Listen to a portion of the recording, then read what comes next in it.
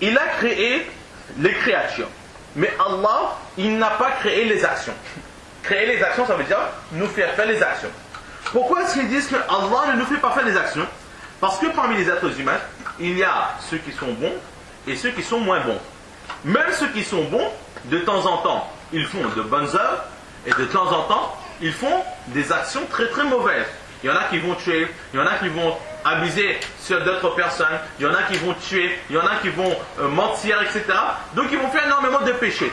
Et ces péchés-là, ces actions qui sont contraires à l'éthique même du musulman, qui sont considérées donc comme de mauvaises actions, c'est quelque chose de très blâmable. Si nous allons assimiler ces actions à Allah subhanahu wa ta'ala, dire que c'est Allah qui contrôle nos actions, Allah il a quand même un pouvoir que les actions que nous accomplissions ne viennent pas seulement de nous mais viennent de la part d'Allah subhanahu wa ta'ala aussi, alors cela voudra dire que Allah il fait le mal. Pourquoi? Parce que nous faisons, mais c'est par la volonté d'Allah. Donc lorsque nous faisons le mal, cela vient aussi de la part d'Allah. Donc c'est Allah qui fait le mal. C'est pour cela qu'ils disent que ça c'est pas possible. C'est pour cela que les actions que nous faisons, les Mu'tazila, ils disent que cela ne vient que de nous et nullement d'Allah subhanahu wa ta'ala, justement pour protéger, pour préserver de telles accusations que Allah fait le mal. C'est pour cela qu'ils ont cette position.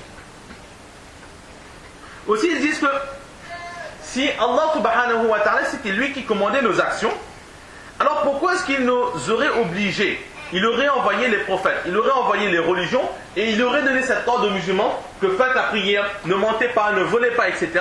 Alors que tout cela ne vient nullement de nous.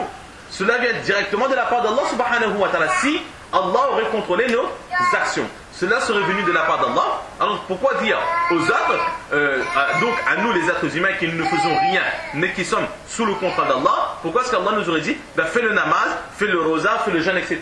Nous ne pouvons rien, c'est Allah qui fait tout. Allah il n'a qu'à se dire à lui-même qu'à telle personne je veux faire ça, à telle personne je veux faire ça. Étant donné que c'est Allah qui gère tout, c'est Allah qui commande tout, alors pourquoi envoyer des prophètes, pourquoi envoyer des livres, etc. etc. C'est pour cela que les Mu'tazila ils disent que non, là il y aurait eu un problème. Donc ils sont d'avis que l'être humain il fait tout de lui-même, toutes ses actions. Et justement Allah il a envoyé les livres, Allah il a envoyé les prophètes, etc.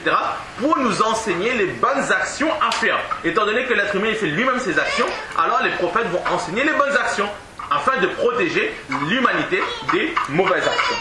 Mais c'est aussi un enseignement qui est erroné selon nos enseignements à nous. Il y a le troisième groupe qu'on appelle le Ahl Sunnat wal Jama'at, c'est notre groupe à nous, le groupe des sunnites. Et nous nous positionnons entre les Jabariyya et entre les Mu'tazila.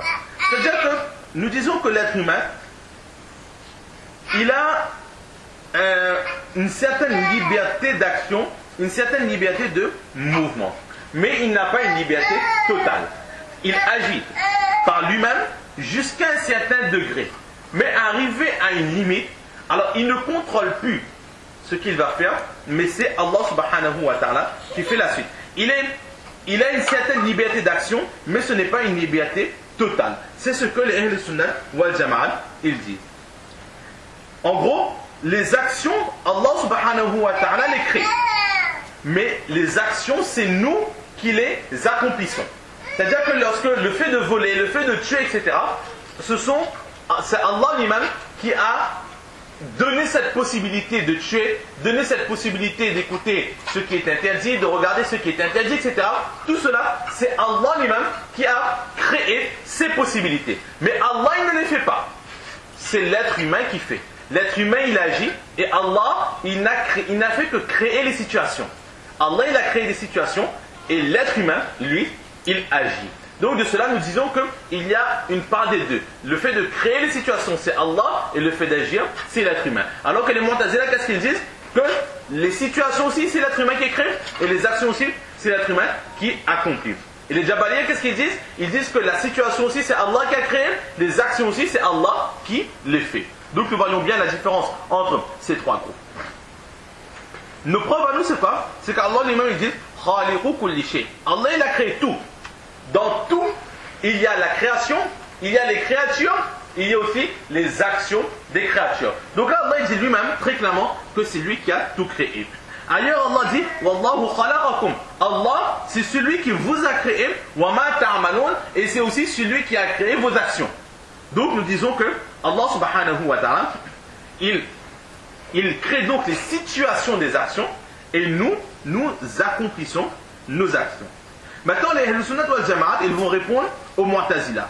Les Mu'tazila, ils avaient émis deux preuves.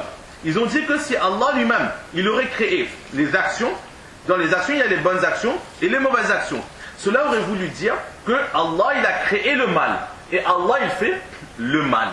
Alors, à cette objection, nous répondons que Allah, il a certes créé les situations dans lesquelles l'être humain peut faire le mal. Mais le fait de créer ces situations, ce n'est pas un mal. Le fait de créer ces situations, ce n'est pas un mal. C'est l'être humain lui-même qui ensuite profite de cette situation pour commettre le mal. Donc le mauvais dedans, c'est l'être humain qui lui il a profité de la situation pour accomplir le mal. Alors que Allah lui, il n'a mis que la situation sans plus. C'est exactement comme quelqu'un qui a un vignoble. Il a des raisins, il a un champ rempli de raisins, des vignes donc, et là il a une très très grande récolte et il va vendre ses raisins à quelqu'un. Ben, le fait de cultiver les raisins, le fait de vendre les raisins, ce n'est nullement quelque chose de mal. Il vend ses raisins, cela est illicite dans l'islam. Mais maintenant il va le vendre à quelqu'un qui lui va utiliser ses raisins pour fabriquer du vin, de l'alcool. Alors le fait de fabriquer de l'alcool, là c'est un péché. Mais le vignoble lui-même, le viticulteur, celui qui donc a ce champ de raisins, lui il ne sera pas pécheur. Certes, il a fourni les raisins, mais il n'a pas fabriqué le vin. Le pécheur, c'est qui? C'est celui qui fabrique le vin. De la même façon, Allah, lui, il donne les situations. Et ensuite, nous profitons de ces situations pour faire le bien et pour faire le mal. Là, c'est la première réponse que nous donnons aux Mu'tazila. Ensuite, la deuxième réponse qu'il dit, c'est quoi? C'est que si Allah il aurait créé les actions, alors donc il aurait été assimilé à celui qui fait les actions, et donc le fait d'envoyer des prophètes ou des livres, etc., serait devenu inutile. Car tout vient de la part d'Allah subhanahu wa ta'ala. Et là nous donnons la même réponse que nous donnons depuis le début, que Allah, il donne les situations. Le fait de donner les situations ne veut pas dire que c'est lui qui accomplit les actions, et les actions sont accomplies par l'être humain. Il a donc là le discernement. Il a donc là la qualité, la capacité de discerner le bien et le mal. Maintenant, comment faire la différence entre le bien et le mal? C'est pour cela qu'Allah il a envoyé les prophètes, il a envoyé les livres divins pour faire la différence, pour nous montrer que regardez, lorsque c'est bleu c'est bon et lorsque c'est rouge c'est mauvais. Qu'est-ce qui est bleu et qu'est-ce qui est rouge? Les prophètes nous l'ont enseigné. C'est quoi la religion? Qu'est-ce qui est licite? Qu'est-ce qui est licite? C'est le rôle des prophètes, des Anbiya alayhi salatu wassalam et des gens pieux, afin que l'être humain, par son discernement, il sera dans les situations créées par Allah subhanahu wa ta'ala, il aura là le libre choix entre faire le mal et entre faire le bien. Donc les situations sont créées par Allah, l'être humain ne peut rien dedans. Mais lorsqu'il est dans la situation, il a là le libre choix de faire le bien ou de faire le mal, et la différence sera faite par son discernement, sa capacité de faire la différence entre le bien et le mal.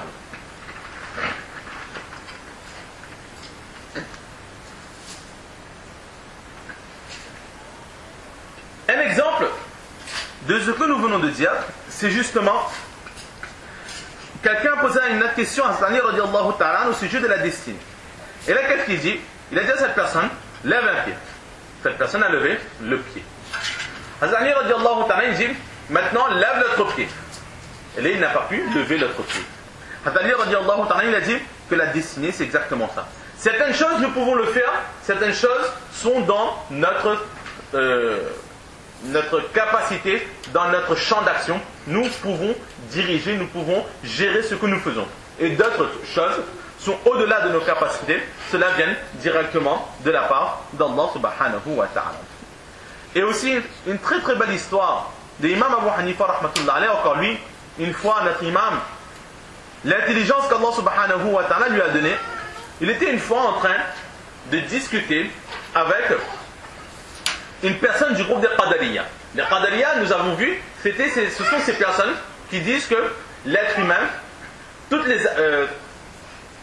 Oui, les Qadariya, donc les Mu'tazila, qui disent que l'être humain, il a un libre choix total. C'est lui qui fait les actions qu'il veut. Cela n'a nullement aucun lien avec Allah subhanahu wa ta'ala. Nous pouvons faire ce que nous voulons lorsque nous voulons. Allah subhanahu wa ta'ala ne peut rien faire pour nous empêcher de faire les actions. Alors Imam Abu Hanifa rahmatullah alayh, il est en train de discuter avec cette personne. Il dit que, bon, on va le mettre en français pour que tout le monde comprenne bien. Il dit à cette personne, prononce la lettre B. Alors la personne va prononcer la lettre B. Dans l'histoire, c'est le Sad et le Dad. Pour comprendre, on va le mettre en français. Il va dire à quelqu'un, à ce Qadariya, donc, prononce-moi la lettre B. Donc il va faire la lettre B. Il dit maintenant, fais le Q. Alors cette personne va faire le Q. Maintenant, Imam Abu Hanifa rahmatullah alayh, dit que vous êtes d'avis, d'opinion, que l'être humain, il est libre de faire les actions qu'il veut et il n'est nullement dépendant d'Allah subhanahu wa ta'ala. C'est pour cela que je vais te demander de faire une action. Quelle action? Prononce-moi la lettre Q. Prononce-moi la lettre Q en posant tes lèvres et ta langue au même emplacement que tu poses pour faire la lettre B. C'est-à-dire que pour faire la lettre B, c'est la jonction entre les deux lèvres. Donc on joint les deux lèvres et on fait le B. Et le Q, c'est au fond de la gorge. Alors qu'est-ce qu'il dit? Étant donné que vous dites que l'être humain est libre, il ne dépend pas d'Allah pour faire ses actions, alors je vais te demander de faire une action. Quelle action? Prononcer une lettre. C'est simple. Il n'y a rien de plus simple, on ne fait que parler toute la journée. Alors prononce-moi la lettre Q, mais au lieu de le faire au bout, au fond de la gorge, fais-moi le Q avec les deux lèvres. Étant donné que tu n'es pas dépendant d'Allah, tu dois être capable de faire cette action. Et là, la personne a compris que ce n'était pas possible. L'exemple donné par Imam Abu Hanifa, c'était le Sad et le Dad. Fais le Sad et ensuite fais le Dad. Et ensuite, il a dit à cette personne, fais-moi maintenant le Dad en plaçant ta langue là où tu la places pour faire le Sad. Et cette personne n'a pas pu faire. C'est la preuve que nous sommes capables de prononcer certaines lettres, mais jusqu'à quel niveau? Nous sommes dépendants d'Allah subhanahu wa ta'ala. Allah nous a donné la capacité de prononcer le B par la jonction des deux lèvres. Alors nous serons obligés de suivre ce qu'Allah subhanahu wa ta'ala nous a donné. Ce n'est qu'en faisant comme Allah nous a donné la possibilité de faire que nous pourrons le faire. Prononcer, nous le faisons, mais où placer les lèvres, cela n'est plus dans notre force, cela n'est plus dans nos capacités. C'est Allah lui-même qui nous a donné cette possibilité de le faire. Ensuite, de temps en temps, dans les hadiths, nous allons voir le mot qaza et le mot qadar. Quelle est la différence entre ces deux choses? Certaines personnes disent que qadar, la destinée, et le qaza, les décisions d'Allah, ce sont les mêmes choses. D'autres personnes disent que